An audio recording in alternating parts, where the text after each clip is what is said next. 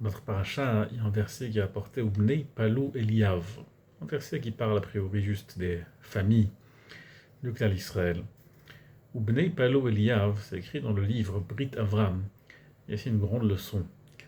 Bnei Palou, Palou signifie tout ce qui est Moufla Mimra, tout ce qui est caché de nous. Eliav, Eliav c'est ton Dieu qui est ton Père. Kadosh Baruch Hu qui est aussi notre Père. Bnei Palou, lorsqu'on rencontre une difficulté et qu'on sent que c'est caché, quoi, Kadosh Baruch Hu se cache de nous et qu'il ne s'occupe pas de nous, mais il faut savoir que non, Eliav, notre Père est là, Kadosh Baruch Hu est là et s'occupe de nous. Le Chafetz Chaim disait toujours sur le pasuk, Shuvi nafshi limnuchaychi ki Hashem gamal alaychi. Retourne mon âme à ton repos parce que Kadosh Baruch Hu s'occupe de toi. Les éléments d'avoir donné à quoi cela ressemble? Cela ressemble à une personne qui doit se faire opérer. Alors évidemment, une personne qui doit se faire opérer, c'est une opération importante, très inquiète, très stressée.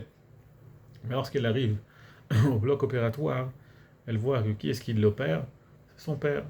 Alors tout de suite, évidemment, il est calmé, il est rassuré. Il se dit, qui va mieux s'occuper de moi que mon propre père? Sur ça, dit le Chafetz Chaim, dans chaque chose où Akadosh Baruch Hu s'occupe de nous, c'est lui-même qui s'occupe de nous. C'est Akadosh Baruch Hu lui-même qui s'occupe de nous. C'est Akadosh Baruch Hu qui s'occupe de nous. Si c'est notre Père qui s'occupe de nous, de quoi est-ce qu'on est inquiet? Il faut que nos âmes soient calmes. Il faut qu'on réalise que c'est Akadosh Baruch Hu qui s'occupe de nous à chaque étape de notre vie. C'est rapporté, toujours au nom du Chafetz Chaim, qu'il faisait un cours de Gemara. Et à un moment, il arrivait dans un passage de la Gemara de Baba Batra. Là-bas, on raconte que dans la ville de Naardae, il y avait beaucoup de voleurs. Et parce qu'il y avait beaucoup de voleurs, alors les gens ils ne laissaient pas leur bétail aller chez les bergers, c'est eux-mêmes qui les emmenaient chez les bergers. Le Gemara dit que miyad al yad ameshalme, ils emmenaient de main en main, ça veut dire qu'ils emmenaient leur bétail de leurs mains vers la main des bergers pour qu'ils ne soient pas volés en chemin, parce que sans cela, ils les auraient laissés aller tout seuls chez leur berger, pourquoi pas. Mais là, ils ne pouvaient pas leur faire confiance parce qu'il y avait beaucoup de voleurs dans la ville. Alors il y avait là-bas, dans ce cours, le Balan. Balan, c'est celui qui s'occupait du bain public, celui qui s'occupait de chauffer le bain public, trouver le bois. A priori, il connaissait plus des Teilim que du Talmud.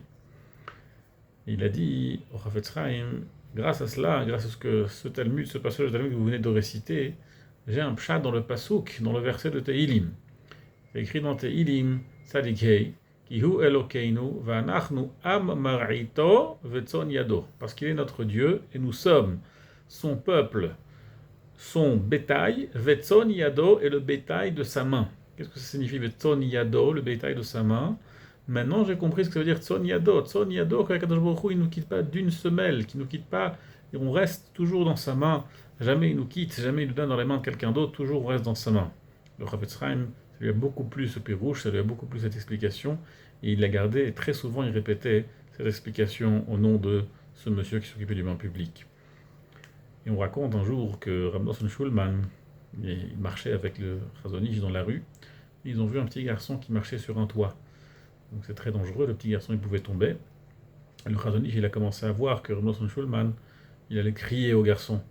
Quand il a vu qu'il allait crier, alors il a dit calme-toi, calme-toi.